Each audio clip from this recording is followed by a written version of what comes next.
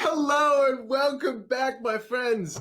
It is day 7, the final day of the Core Confidence Challenge. And you know, let me tell you, things are just crazy. The week ended actually the same way it began, with a massive snowstorm here in the United States, in the Northeast, in Pennsylvania. And you know, it never fails to just get wild. But you know what? I learned this week that I was going to allow nothing to get in my way. I literally was digging myself out and my car out of a snowbank when I was getting here on the first day at 5 o'clock in the morning and getting myself prepared. And now I am here. It is noon Eastern Standard Time in America, and I am so excited. My guest, Misha Collins, is going to be joining us soon. And as a matter of fact, I'm just texting with him now. My team and I actually sent him the wrong link. We sent him the wrong link for the Facebook, or for StreamYard, which is the service we use here. And so we're sending him the right link. He's going to be backstage soon. But in the meantime, I am so excited. So many people are joining from all over the world. Robin, welcome from Canada. Our good friend, Facebook user in Scotland. Hey, if you see Facebook user on there, don't worry. All you have to do is just go and give StreamYard, which is the service we use here, the ability to use your name. But Judith is coming from Hungary. Welcome.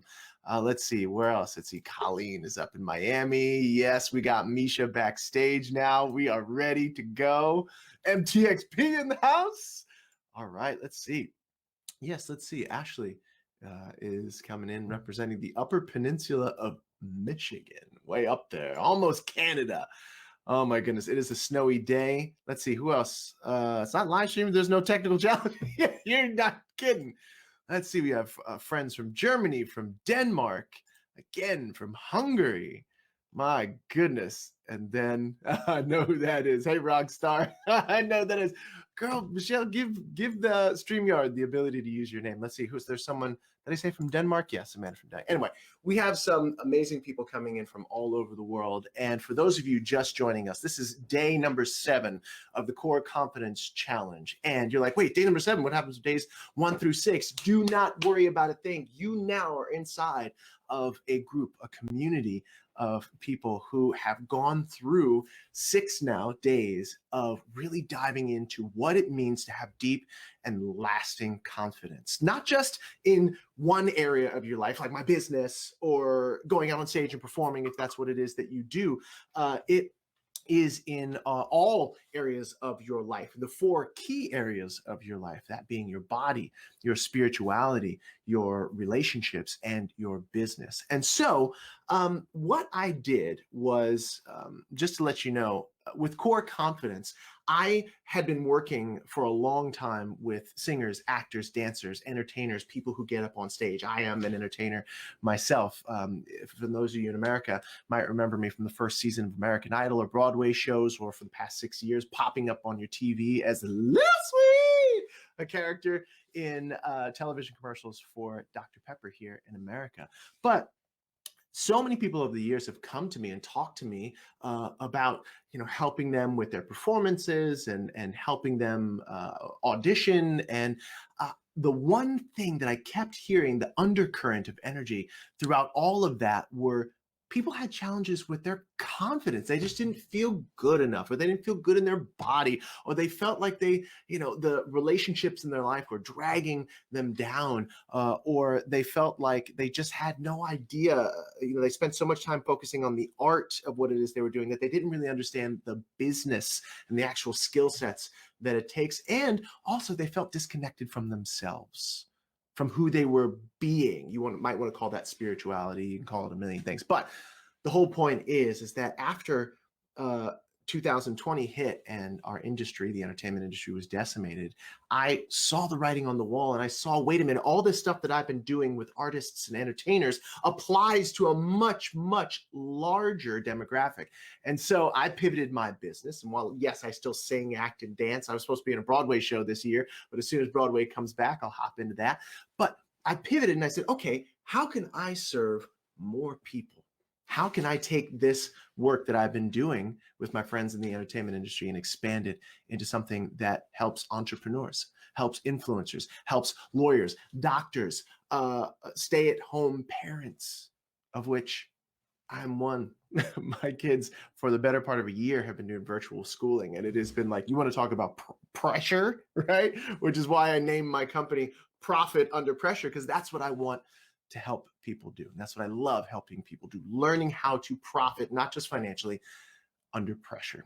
And so I'm excited because today is the 7th day of this challenge. And again, if you're just joining us, do not worry. Inside of this Facebook group that you are now a part of, that you are now taking the action to be a part of, are days 1 through 6. You can go back, you can watch the videos, and you can do the very simple assignments at the end. And really, just in a nutshell, what we cover is the 4 C's: clarity, commitment, creativity, and certainty.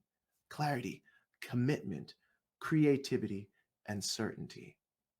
And those are the 4 C's of what I call core confidence, a deep and lasting confidence. And when you take that clarity, that commitment, that creativity, and that certainty, and you marry it up to and discover where those things are in your body, and you discover where those things are in your spiritual life, whether that's God, Allah rather, Yahweh, Buddha, whatever it is, or nothing, the universe, spirit, power, whatever it is for you, whether you have it or you don't have it, or believe or don't believe, whatever that means to you, when you marry that creativity and that certainty and that commitment and that clarity up to your body, to your spirituality, and then you put that and discover where you can find all of those things in your relationships, and where you can discover the clarity and the commitment and the creativity and the certainty in your business. That is when you can create the foundation of a bedrock core confidence that no one can touch, no one can take away from you, and that you then project forward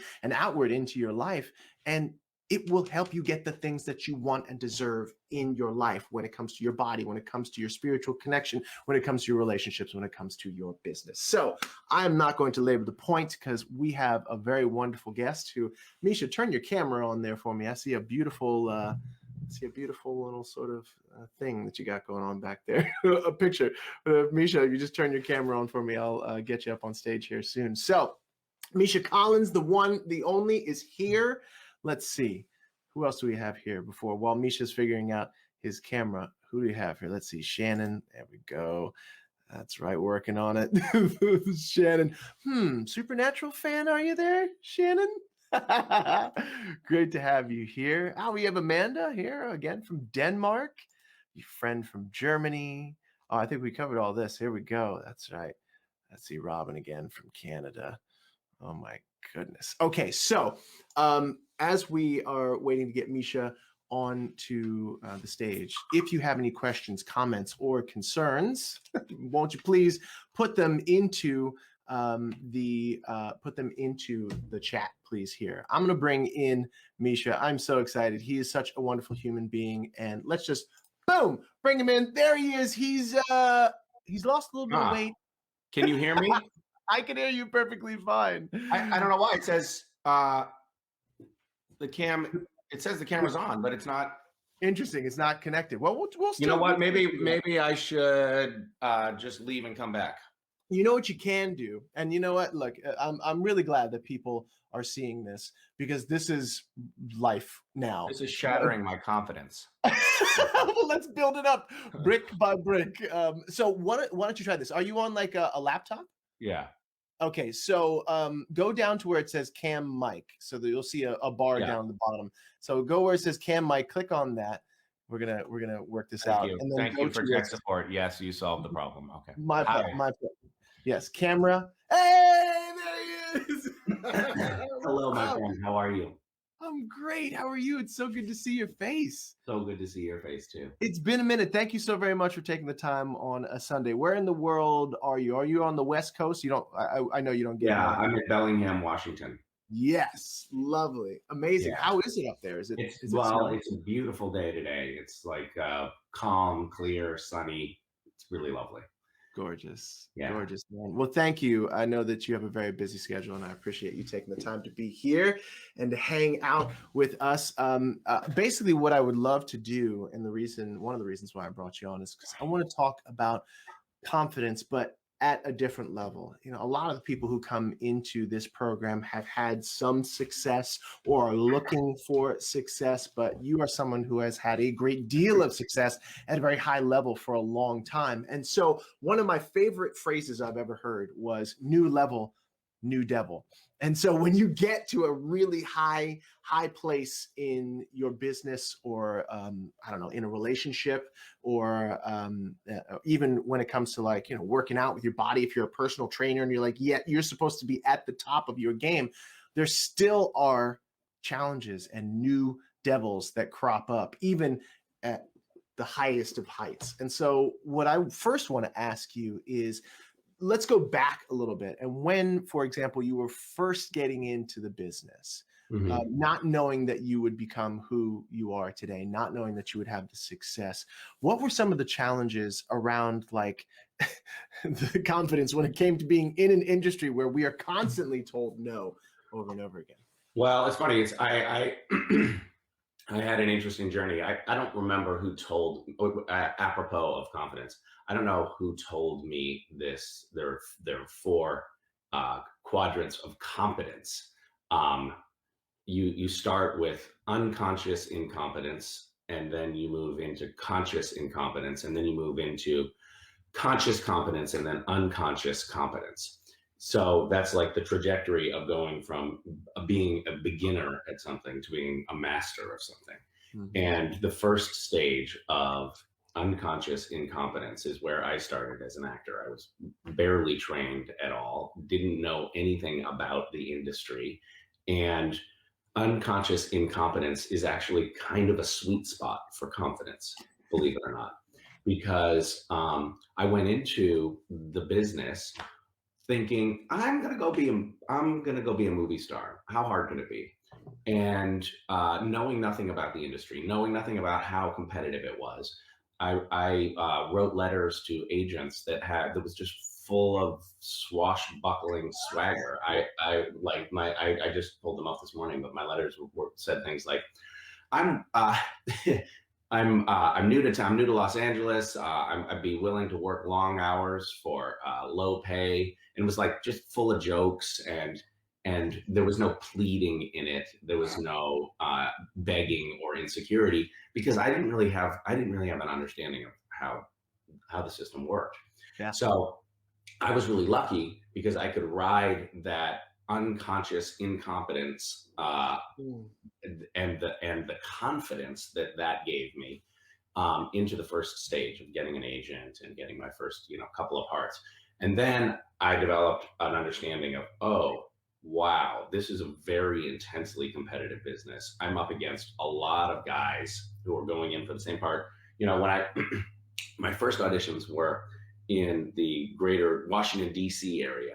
And I would go in for, a part, and there would be me and a 65-year-old Black woman and, a 10-year-old boy auditioning for the same part. Like, there was nobody there. So I was the only fish in the pond that looked at all like me. And so I was getting parts, and I thought, this is a cinch. Yeah. You get to Los Angeles, and it looks like, there's a row of 35 Misha doppelgangers in the waiting room, and they all have lengthy resumes and have been in the business since they were children. And all of a sudden, my confidence was shattered. Yeah. And you speak of rejection. I became really insecure going into auditions and really nervous, and I probably went on 100 auditions before booking anything. after I got really like steeped in what was actually happening in Los Angeles. So wait, let me jump in and interrupt you there really quickly, because I want to touch on something. What were some of the things that were going through your head, whether it was that sort of the mental tapes, Yeah. you felt that Well, uncomfortable? What was going through your head when you're like, in the beginning? well, I think there were a host of things. I mean, so just to continue with my little theme there, that phase is conscious incompetence, right? So I suddenly realized I don't know what I'm doing, and I'm not. I got a long way to go here, and that's the worst place to be, because you're like, you're not. And the truth is, I wasn't good, and I needed to put more work in at that point. And but at the same time, I brought to the table a lot of my, childhood baggage. I was a chubby kid, and I didn't have a lot of friends, and we were dislocated geographically a lot. So I didn't have a lot of stability, and all of those things made me feel like I didn't quite fit in, and I wasn't one of the cool kids, and that all of that, that childhood, I guess layers of childhood trauma, those come out and are on full display when your confidence isn't up as an adult in the world. Like all of those, and it would show up in insecurity about how I looked, insecurity about whether I, just could do it. I mean, I remember having moments of just like, of having an inner monologue of telling myself that I wasn't good enough, and that I wasn't going to make it. And that was a really tough phase. But for some reason, I am, I guess, possessed of a certain degree of grit, and I decided to. I really did tackle that of confidence, and I started like. I mean, this actually sounds.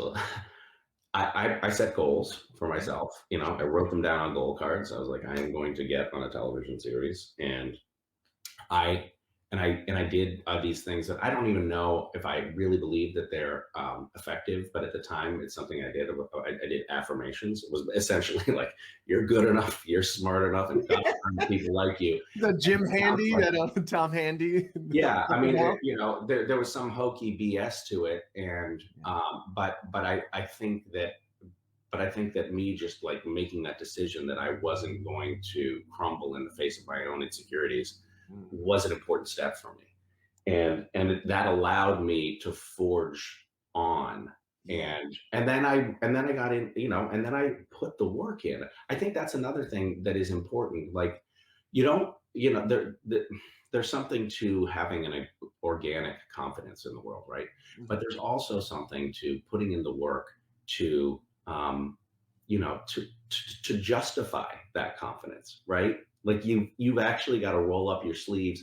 You can't walk out on stage and join an orchestra at a grand piano if you haven't practiced.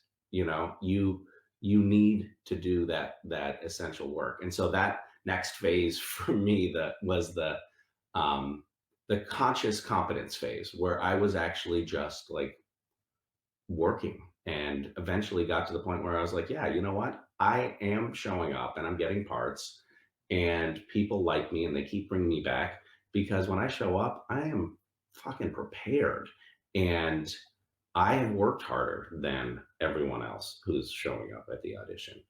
And at this stage of my career, I think I have moments of unconscious competence where it just happens. It's like there are times when I'm in the flow, and I don't have to white knuckle it to do a good job, and I'm not in that state all the time. And I think that you mentioned the personal trainers, or people who are like always working on themselves. That you have to keep working. You have to keep working. If I get lazy, it shows. you know. So Yeah. yeah, I don't know. Well, I love all that, and I do just want to go back and dissect a couple of things that you said because I think there's some real gold to be extracted. You said you made the decision, and I think that's something that we talk about. And the people who've been in this group here, the Core Confidence Challenge, we've talked about that. That was day 2. When it comes to a commitment, right? The Latin root of the word decide it means to cut off from, to cut out all the other options, right? So when you said, look, I had challenges in the beginning, all of these I'm not good enough thoughts and feelings were going through me, but I made the choice that I was going to go and play full out or go all in on this thing that I loved and that I was passionate about. And then once you make the decision, that next thing, because people can decide, right? Look at New Year's Eve. We all decide, hey, I'm going to stop doing this or I'm going to start doing that, right? The decision is not always the most challenging part, right? It ends up being the action that we take and not just the one time and it didn't work. I mean, whether you're a marketer, right, or you're someone like a personal trainer, or you want to get feel better and or look better in your body or in your relationships, whatever it is, it takes consistent daily action over and over and over and over and over and over again, and falling down flat on your face and picking yourself back up. And I know as an actor, you and I both have experienced that 100 times over. But I think it's beautiful, and it's exactly what we've been talking about. And you can see that, you know, your success, it's not overnight, right? It's almost a lifetime of building and building and building. And when you show up being as prepared as you are, when you show up having had all of those no's and all of those doors closed, and yet you kept pushing on, is when that grit you're talking about really comes into play. And people go, oh yeah, we love this guy, and you know, we're gonna move forward this guy. One other thing, when you said you recognized your childhood trauma and you brought that into not only your work, how you recognize that the pain of those things have held you back, and yet, you know, what was it that, and how do you still, you know, fight through that childhood trauma to do what it is that you do today? Because people need to like recognize and discover that they have stories, right? Stories about their childhood trauma, stories about the things that have happened to them that can either hold them back or serve them. So I guess the real question is, how do you use your childhood trauma to serve you? Well, I think that it's a mixed bag for me. You know, I of course, like, my childhood was so wonderful in so many respects, and we were, you know, bohemians who just were not playing by any of the rules. My family was, you know, hitchhiking around the country and living in tents, and I learned certain things, like you don't need money to be happy, and you can sort of chart your own course in the world, and you don't have to play by the rules in general. And those things have all served me.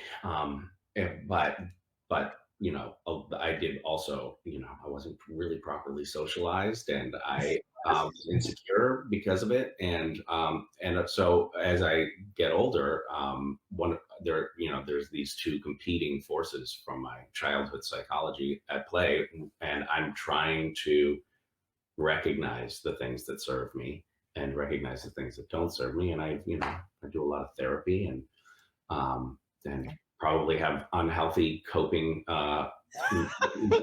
tools that I deploy from time to time, but it's I'm thinking about, and I'm trying to be conscious about as I move yeah. through. And that's so beautiful, because it's so easy to get into a situation like this, or, you know, whether you come on in my sort of universe, or whether I'm sitting in your universe trying to be like, yes, well, I have it all figured out, and that's a bunch of horse poop. You know what I mean? Like, no, I am a core confidence coach in addition to being a performer, but I will be the first to say, look, I don't have it all figured out. and I'm continuing to grow and learn as much as you are. And I really appreciate that you would say something like, yeah, look, I have some unhealthy coping mechanisms that I use, but at least I'm conscious about it.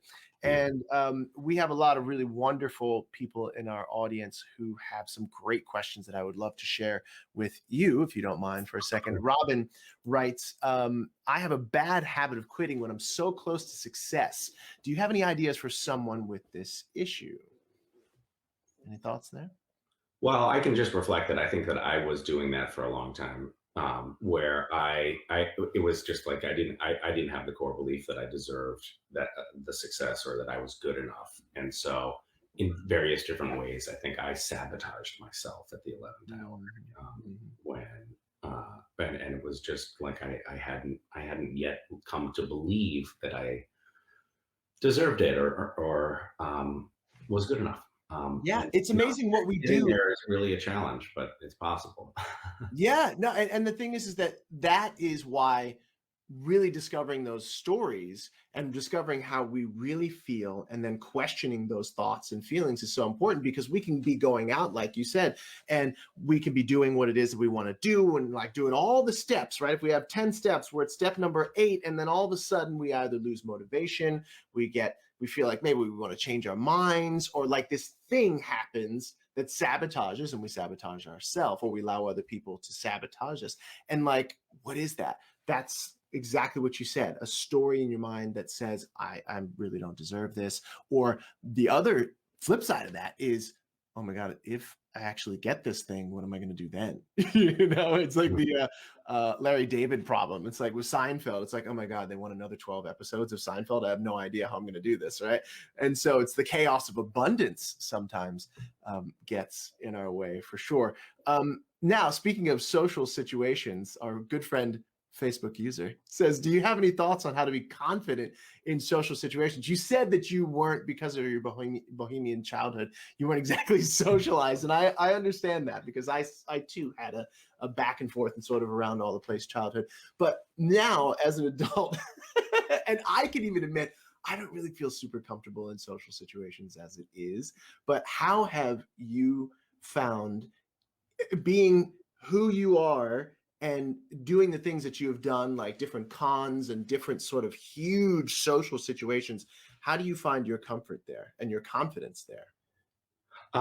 That's interesting. I think for a long time I was really uncomfortable in social situations, and I guess this might even be another this might be an example of unhealthy coping mechanisms. But I think I developed some skills that I just realized helped me navigate social situations. So when I was like in high school, I started deploying self-deprecating humor, and I realized, oh, I can make people laugh.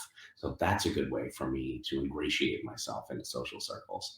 And then I found other ways that I could navigate the world of social interaction, and I found that I was more. I took on characters. I started doing accents. I was sort of a class clown for a long time, and I think I hid a little bit in being a performer, that became a way for me to navigate social situations. I really, honestly, I'm only now starting to feel comfortable around humans. It's a process, man. And this year of all years, it is wild. I mean, we learned so much about ourselves. And what I say about 2020 is that, 2020, and I didn't come up with this, but I heard it's like 2020 either revealed who you really were or it exposed who you really were, which is like so true. And so I know you have a few minutes left with us and you have a busy schedule. I'm so grateful that you chose to come and spend time on this bonus day with me. I adore you. I can't wait until, whether it's at a con or somewhere or some way, that we can hang out. Because it's been far too long. But speaking of 2020, one of the last questions I want to give you here is from Miss Ling, I would assume, and forgive me if you're Mr. Ling, with everything going on, or you're non-binary, with everyone going on these days, how do you find the motivation to not just be stagnant? Because I can imagine that, like, if I were someone who didn't know you, I could see, Misha Collins upon high, has plenty of money, has, the fame, has the house and the kids and the wife and the it would be easy for you to just check out, right? Mhm. And so how do you find the motivation with the abundance that you, and we all have problems, right? But with the abundance that you have, and a lot of people assume you have, how do you find the motivation not to just be like, I'm out? Well, I mean, I think this is going to sound pretty platitudinous, but I think everyone knows that success actually doesn't breed happiness. It's what you do with your success that breeds happiness. And I happen to be somebody who feels like my purpose on the planet is to try to help other people, I think you are as well.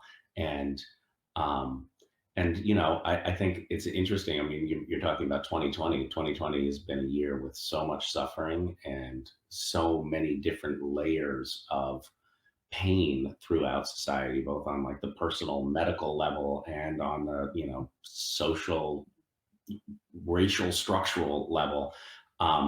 There's so much work to be done in the world to help lift all of us up a little bit more. So that for me is the motivation. So, a year like 2020 has been 2020 and frankly into 2021, it's been sort of a constant reminder that there's so much work to do and that there's a lot of suffering out there. Yeah. And that none of us can afford to rest on our laurels. So when I start to feel stagnant, and it happens all the time, I really just have to look out the window at what's going on in the world and get that reminder. And there are people in my life who are really devoted to doing good work in the world, and they serve as inspiration. Like, oh right, I got to get on it. Well, I got to be more like Stacey Abrams. There's one other thing that I wanted to say that just sort of percolated up in my very foggy early morning brain today while I was lying in bed reflecting on the question of confidence. And that was that I think I've also come to the table with the deck stacked in my favor. Like, I am a white male growing up at the height of white male ascendancy in America, where things are handed to me on a silver platter, and they always have been. I mean, I was raised poor and had some struggles, but for the most part, the system is set up for me in particular to succeed, and that privilege also bestows a certain level of confidence in the world. And I just wanted to recognize that there are a lot of people who don't have the deck stacked in their favor like that. And there's there are a lot of people for whom childhood traumas are not the only thing holding them back, but there are these bigger structural problems and inequalities that make it harder to succeed and harder to feel confident or appreciated or like you're good enough. I don't know. I think that 2020 was also a year of learning, for me, and for the first time, I think, recognizing how my place of privilege has been something that I've exploited. Yeah, I don't know. That's just something I know. I don't want to get too political about it, but well, I think you bring up a really good point. Obviously, we in America, especially, and in other parts of the world, are dealing with really coming to grips with what white privilege is, and how that has served and also not served other people. But I would ask you this as we wrap up here our time with you. What is it that you want people to know most? Because look, you have the random acts, you have wonderful charitable work that you're doing. You're obviously doing other work in the business as well. But there are a lot of people on here who are watching live and who will see this on a replay who just really think the world of you, you know, like Miss Dee Dee there. So very many people look to you for leadership, for better or worse.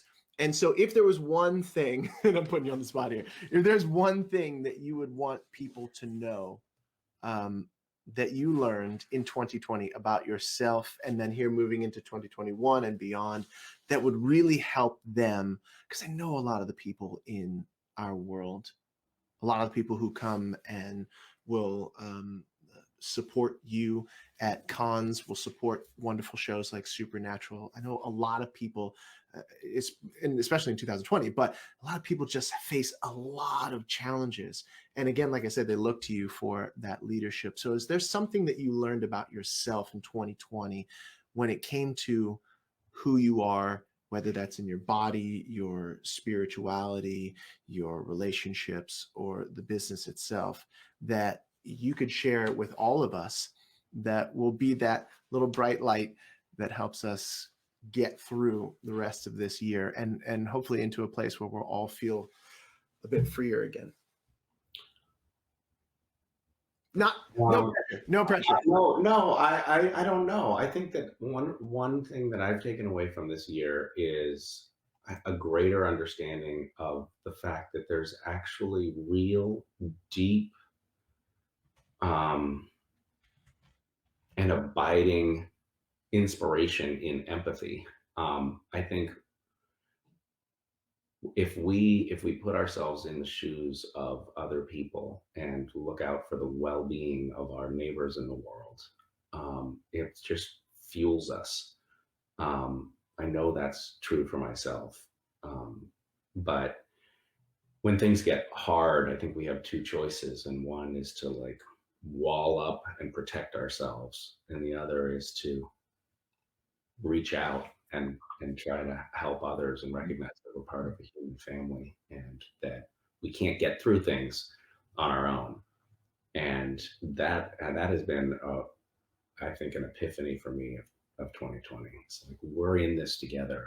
We as human beings need to work together to make this world a better place. Absolutely. And I love the work that you're doing with Random Acts.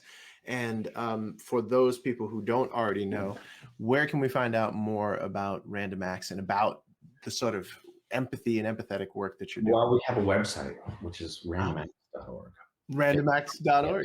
There it is. As a matter of fact, let me do this. I'll put up a little banner later on that says randomacts.org. But look, I just want to again thank you for your time. I know that you're going to be doing some traveling, that you have some things coming up, and so I really appreciate it. Thank you, I appreciate you. You're absolutely, what you see is what you get, and I appreciate that about you. And thank you for spending your time here with us, talking about confidence and the clarity and the commitment and the creativity and the certainty that comes from the work that you have done, and from really just owning who you are, whether that's healthy some days, unhealthy other days.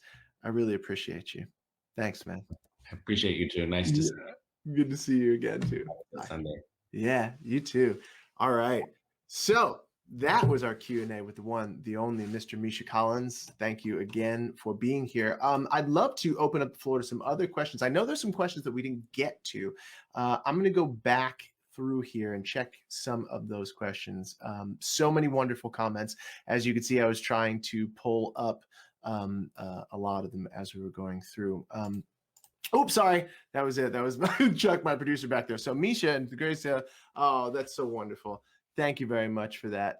Chuck, if you want to go through and pull up some questions, that would be great. My business partner, right-hand man, Chuck, is behind the scenes, and he's going to be pulling up some of your questions. But in the meantime, while I have you for the next 10, 15 minutes or so, for those of you who are just joining this group, we have 6 days now, this being the 7th, available of a core confidence challenge. Originally, it was a 5-day challenge. But what I do every single day for a little under an hour is in this Facebook group, you will find videos where I speak to the 4 core concepts of core confidence. And what they are is clarity, getting clear on where you are, and not just where you are sitting, but where you are in your body. How do you feel about your body? What are those stories that you tell yourself? When it comes to your spirituality, getting clear on your spirituality, what it is or it isn't, getting clear on where you are in your relationships, how you relate not only to a significant other or someone you want to be a significant other or the desire to have a significant other, but also children as well and family. And then getting clear on what does business mean to me? What is money? What's my understanding of money? And then we take that clarity, we take that commitment, finding out what you're committed to on the second day. On the third day, we talk about creativity and how clarity about our life and the commitment, the decision to move forward gives us the opportunity to then become creative about how we do that.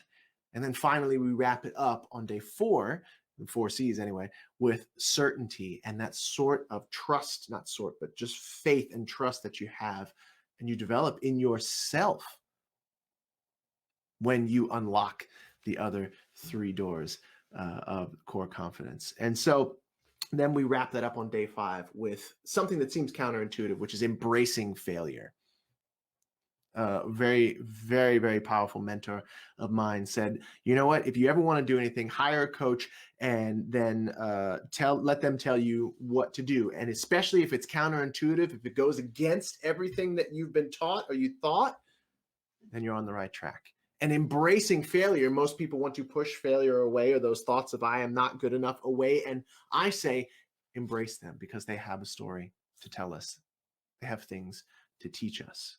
And so that being said, that is the gist of the 5-day core confidence challenge. And because you are here watching this now, you are an official member of the Facebook group, and you can go back and you can watch those videos. You can do the 7 simple exercises at the end of every single challenge and really dig into those stories. And believe me, there have been some people who have had breakthroughs on this during this program, and it's free, which I love. That being said, we also have at the end of the month a Profit Under Pressure intensive. My company is Profit Under Pressure.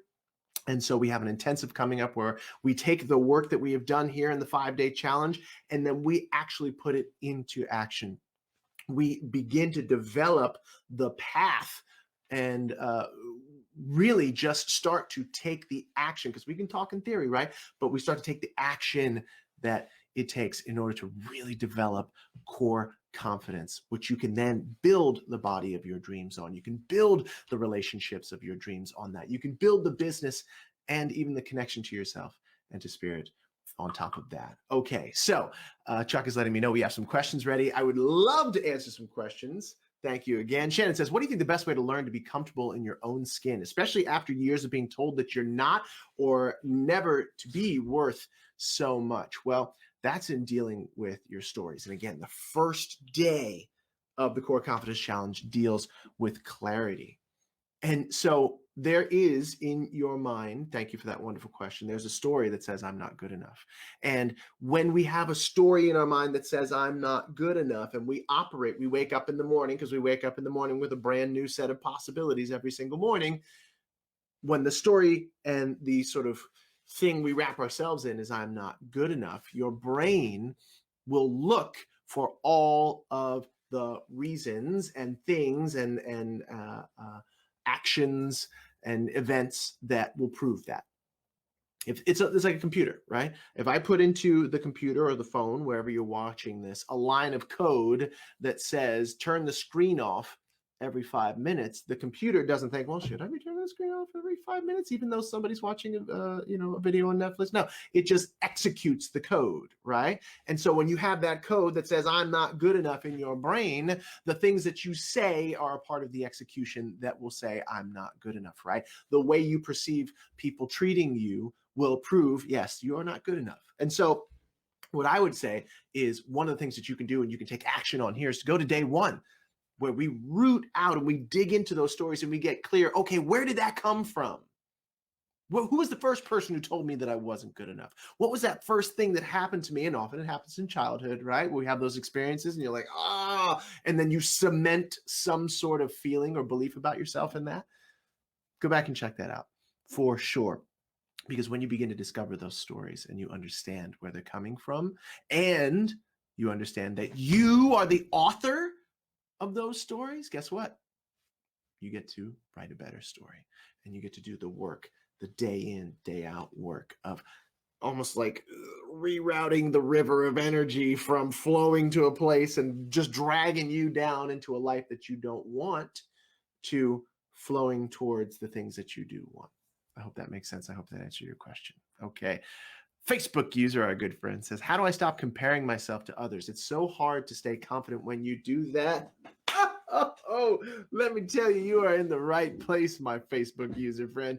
Comparing yourself to each other or to anyone or to anything is a huge trap, which is why during the challenge here, one of the days, I think it's about creativity. It's day 3. I speak about the comparison trap. And we all, in some way, shape, or form, have fallen into or continually fall into the comparison trap. As a matter of fact, corporations spend hundreds of millions of dollars broadcasting on TV the comparison trap. How so? Oh, well, let's see. There are certain razor companies where you see a guy and he's like, yeah, I look great. I feel great about myself. Women are like, you know what, all those things.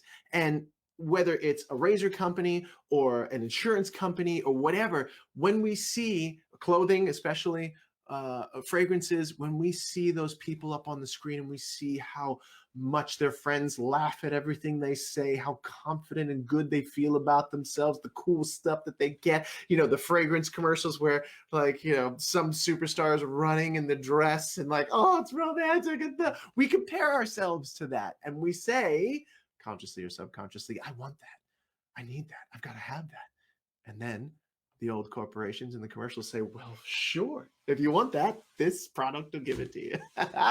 But we fall for it every single time, don't we? Well, that's the comparison trap, just an example of the comparison trap. And so when you participate in that, you begin to see, oh, that person has something that I don't have. And because they have it and I don't have it, I must not be worthy enough, for all those stories, right? And one of the ways out of that is to recognize that those people have those things because that was their path and that is their life, right?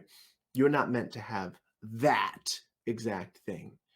It's very much kind of like a lottery winners. If you look up lottery winners, many of them who get hundreds of millions of dollars like that end up destroying their lives and destroying the lives of the people that they love, right? 100%. And so when we get things that we're not supposed to have, it often will destroy us. However, when we look at ourselves and we say, this is my life, these are my feelings, these are my thoughts, this is my unique gift to the world, and that is confidence, right? Imposter syndrome right here. Alex says 100%, right? When we begin to delve into these stories, we remove that imposter syndrome, we remove that comparison trap, and we begin to really have confidence. And what is confidence? Confidence is recognizing your own self-worth. Confidence is recognizing that about yourself, which is unique and that no one else can embody, cannot live. The expression, the words, the art, the everything that is you, the things you say, the way you see the world, no one else can have. And when we recognize that and we truly embody that, and it takes work, it takes action, but when we live from that place, there is no competition, right? That comparison trap, great, that's their life. I love that. They can have that. Instead of being like, oh, I can't have that, I can say, okay, how did they get that? How can I role model, not copy, but role model what it is that they did and make my own version of that? And I can have my own version, right? Again, it's a comparison, but it's not the trap. I'm comparing, oh, they have this. Well, this is how they, and it's just a much, much, much more empowered way to live. And you begin to remove the imposter syndrome. And I'll get to you in 1 second there, Ashley. When you just take the steps, when, like I said, when you walk by faith, and you learn and you make your own way, you think that I didn't have imposter syndrome and compared myself? Well, make sure you pull that back up from Ashley. I want to make sure that I get to that.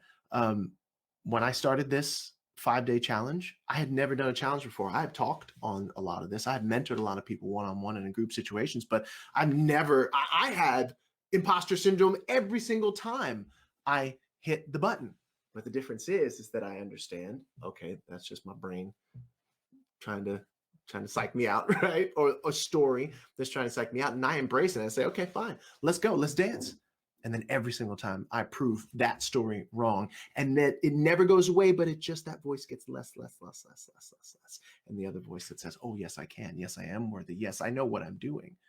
Based on my action and experience and the decision I've made to do it, helps to remove that imposter syndrome. So I hope that answered your question. Ashley Whalen says, do you find that you put on more of a mask, or do you try and stay authentic to your true self when you're in front of others, like cons or interviews like this? You know, I used to believe, and thank you for that question, Ashley, I used to believe that I needed to put on a mask, right? That perfect exterior of understanding and being someone who is just like got it all figured out, right? And that requires a ton of energy, especially in larger situations like this where all of you are watching, or when I'm in a public space. Now, look, there is a certain amount of performance where I've got to be on, you know, that happens, right? But it doesn't have to be inauthentic.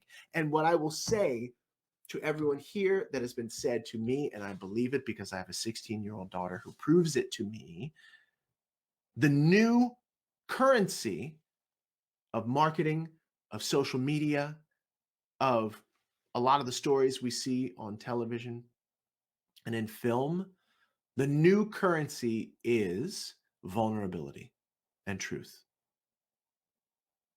And I know that can be challenging, especially in a world where we have a million filters, of which I've used, right? I'm not trying to be holier than thou, but social media is like so the highlight reel of everyone's life, right? But who is it that we really stick with? Who is it that we really follow? Who is it that we want to see their stories every single day? More often than not, it's not the people who show you, hey, here's how wonderful my life is. This is great. Yes, they may show you that as well, but it's the people who show you the underbelly, the truth, the vulnerability. That's how we make connections with one another in social media. In a world where we're really disconnected, it's how we make connections. And that is definitely what I give 100% of, is vulnerability and truth. And just like, I don't have it all figured out, but I got some things figured out. And I want to share that with you, which is why I developed Core Confidence Method, why I developed my company Profit Under Pressure, because we are under pressure so much, whether that be all the pressures that 2020 brought along, or whether that's pressures with our own body, our self-image, whether that's the pressure of having to have spirituality, not have, what is my connection to myself, to God, Yahweh, Buddha, Allah, Krishna, the universe, spirit, nothingness, atheism, whatever it is. The pressure of being in a relationship or wanting a relationship, and then don't put 2020 on top of that, whether that be with a significant other, with your family, or with your children. And also the pressure of business, making money, keeping money, understanding how it is that we can serve our communities and also survive and thrive. All important reasons why I created the Core Confidence Challenge, which now you watching are a part of.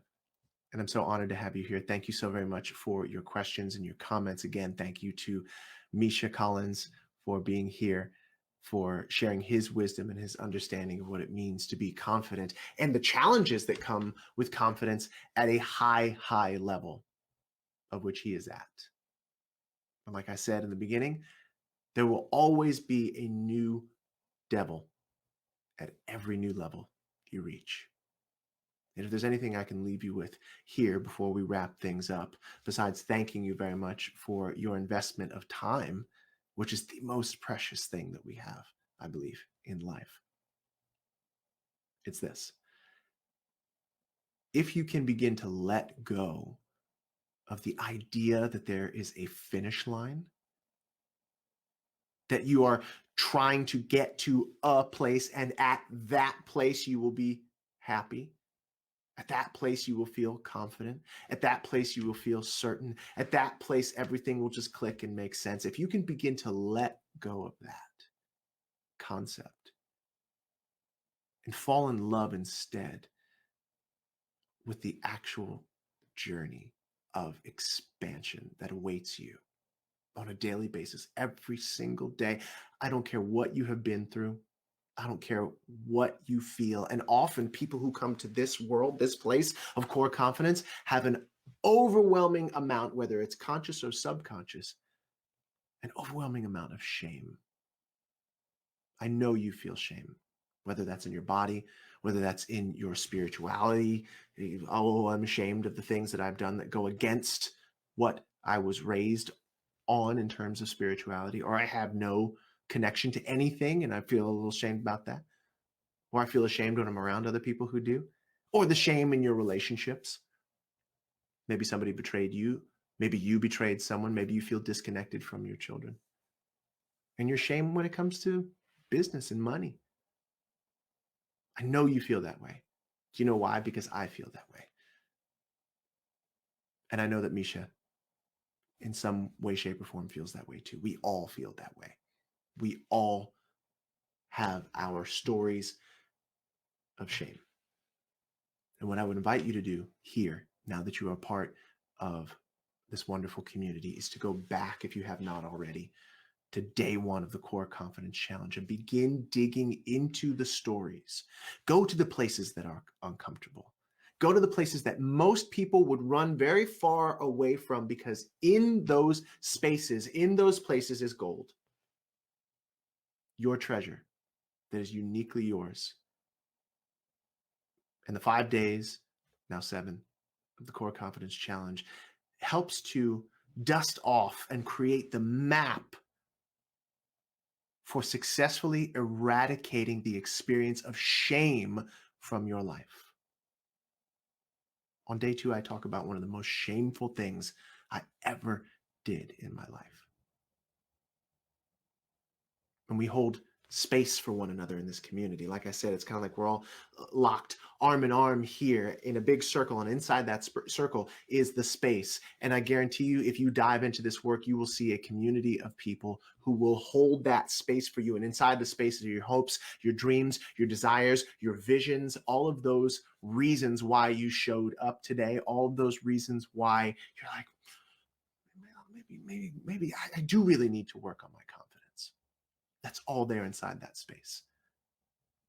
And I and the other people here will hold that space for you. But you must make the decision to cut off from all the noise and to just join us here in the wonderful work that we do and take action. I guarantee you, ask anybody in here, I guarantee you, if you do this work, you will discover and you will have breakthroughs that could potentially set your whole 2021 and the rest of your life in a direction that will not only change your life for the better, but change the lives of the people you love and that are in your community.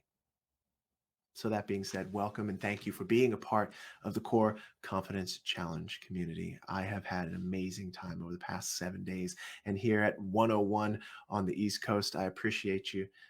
I thank you from the bottom of my heart for being a part of this community, of this challenge. I've learned so much from you, and I hope that you have learned so much from me.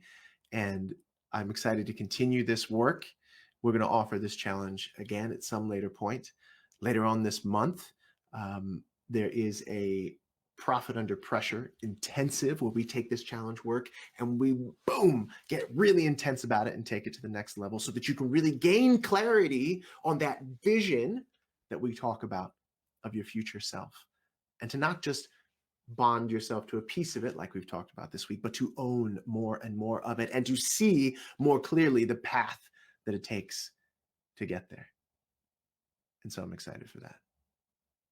Thank you again for being here.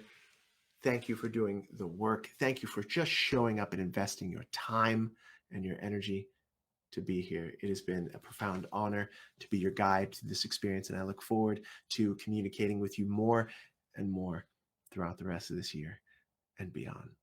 So That being said, this has been the Core Confidence Challenge. I am Justin Guarini, the founder and CEO of Profit Under Pressure LLC. And I look forward to seeing you in the future. Thank you. Have an absolutely wonderful rest of your weekend or whatever day it is for you when you're watching this. And we will be in touch soon. Take care. And I wish you all the best.